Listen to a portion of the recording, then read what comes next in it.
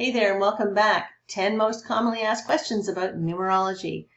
Up today, question number 9. Can numerology predict the future? There's a lot of things that numerology can help us to see. There's a lot of predictions that we can accurately predict through deciphering the numbers on a numerology chart. Predicting the future in terms of, I see in your future this is what's coming, no. I will be telling you, should you come to me for a reading, I will definitely be illuminating what I expect might happen in terms of the trends associated with the numbers that show up in your chart. But by no means do I consider this to be fortune telling or future forecasting, right? We look at themes related to your chart. So what does that mean exactly? So numerology can predict themes in your life. When we're looking at your personal year, for example, this can help determine the theme of your personal year. A year of 1 is about new beginnings. A year of 4 is about, stability and process and creating a plan for yourself. So you can expect that that's going to be work focused. A year of 8 would be all about your money. So you can expect there's going to be issues around money. It's not rocket science, or I wouldn't be doing it, right? So we can also look at the personal month, because the personal month can also help to determine a theme that we're going on. Now, the personal month is what we would consider to be a very short-term cycle, whereas the personal year is a medium-term cycle. Then we can also look at the pinnacles, and we can look at the life path periods and whatnot. Those all have numbers that need to be interpreted. It's like a symphony of notes that all come together and create this composure of music. So when we're looking at somebody's chart, we're looking at all kinds of indicators that might help us to see what might be coming down the road. So, for example, if somebody comes to me and they are anticipating possibly retiring, and they want to know, when would the best time for me be to retire? Well, if they're in maybe a 2 personal year, I think they're a little bit of ways away from being able to really make a good decision with regards to when they should retire, because ultimately at the end of the day it's your choice, right, when you retire.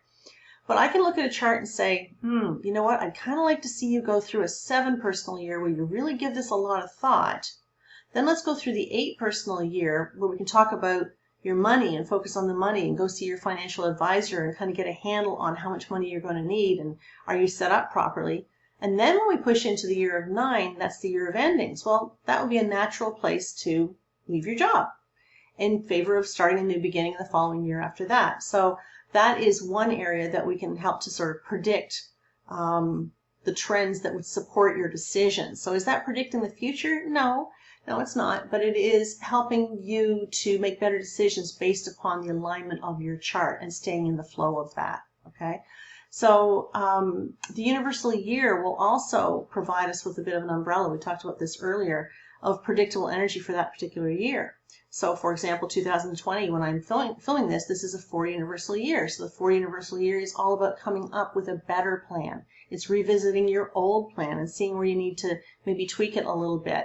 If you're thinking about retirement, for example, you got to get a handle on your finances. So a personal year of 4 is a really good time to do that, to really clean up any debt that you have and come up with a plan to get yourself a little bit better set up financially, right? The essence that comes from your birth name can also help us to predict what's going to happen. An example would be my son was in a 9 personal year and he was scheduled to get married in September, and he also had a 9 essence.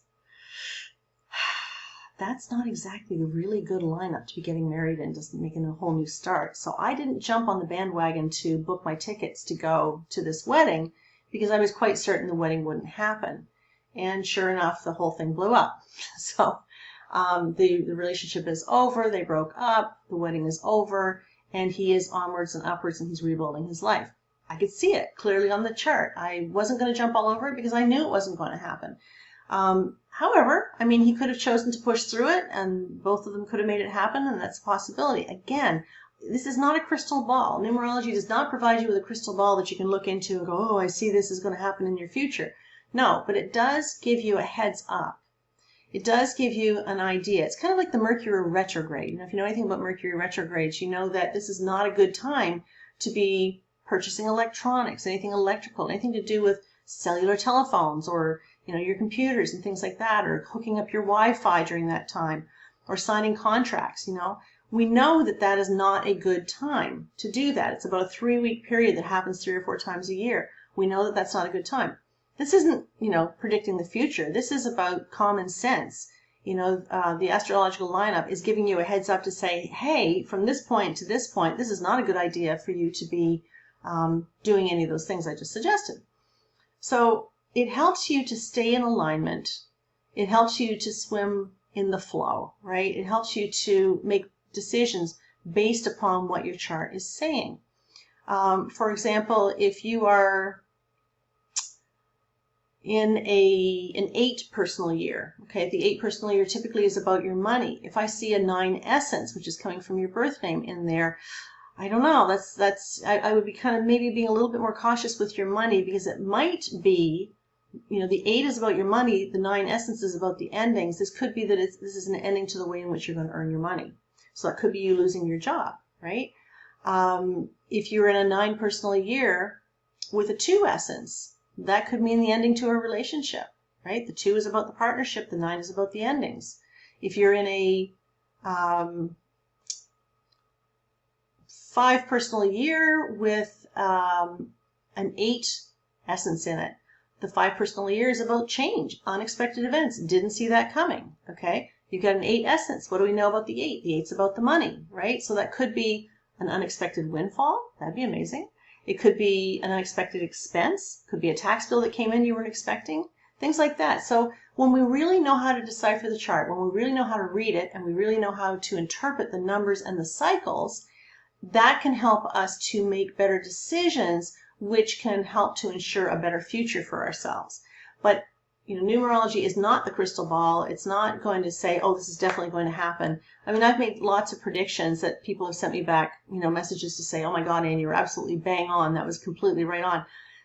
Like I say, if you know how to interpret the numbers, it's really not rocket science, It's just a different language. So I always refer to numerology. If you do it right, you're just learning how to speak numbers, okay? So this is not a fortune-telling game. This is not anything related to predicting the future, but it's about getting in touch with all of the different elements that are in your chart that can help you to navigate towards a more productive future. So here's an example of a future forecast. So Adam's in a 1 personal year with a 2 essence. So the 1 personal year speaks of new beginnings, new opportunities, new things, and the 2 essence indicates involvement with a new relationship. So if Adams came to me and said, do you think I'm going to meet anybody this year? I'm going to look at that and go, there's a very good possibility that you will, okay? Because it's a 1 personal year with a 2 essence, right? Susan, she's in a 9 personal year with a 5 essence. The 9 personal year speaks of endings, and the 5 essence speaks of the unexpected. So this is an unexpected ending. So if she has a grandmother that's not doing well, that's has been ill for a while, and it's she's not expected to live too much longer, kind of thing. And a 9 personal year with a 5 essence might indicate, if she said to me, do you think my grandmother's going to die in my 9 personal year? I'm going to say, it's a good possibility that could happen, for sure. There's no question. But you need to be prepared for the fact that you likely will have your share of unexpected endings this year. This could be a relationship that ends. This could be your husband saying, I'm done, I'm out of here. This could be the ending of a job. We don't know. But if we know that this is coming up, it might be wise for her to maybe save her money. Maybe don't make that big expenditure that you were thinking about making, because you do have that 9 coming up with the unexpected ending. Don't know what it is. Again, it's not future forecasting. This is just about planning. Mary, she's in a 4 personal year with an 8 essence. So the 4 personal year speaks of attention to detail and really focuses on her work. And the 8 implies a theme around her money. So chances are maybe she's self-employed. A 4 personal year with an 8 essence is likely going to indicate a good opportunity to make some serious money, maybe some new contracts coming up.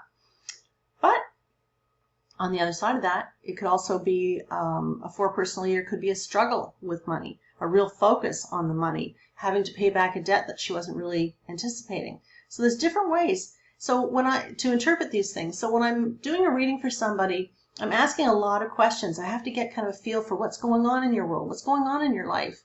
And I need to kind of have an idea of the factors that are rolling out for you right now, so that I can guide you appropriately to say, hey, you might want to watch out for this. Or, yeah, you're thinking about expanding your portfolio this year in your business. 4 personal years about attention to detail and your work, and an 8 essence. I think this is a great plan. So you can see it really is about planning and interpretation of the numbers. Okay, so where can you learn more? Well, you can learn more at my website. It's AnnPerryNumerologist.com. Check out my resource page. I have all kinds of downloadable materials there that you can go. We talk about house numbers. We talk about the various numbers from 1 to 9 and the master numbers and how to interpret your life path number and all kinds of good stuff in there. I've also got a really full YouTube channel that I'd love for you to tune into and subscribe to.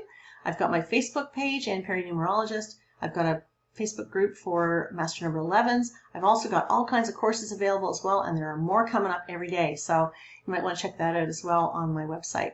Thanks so much, guys. Let's take a look at what's coming up for video number 10. Whoops, sorry.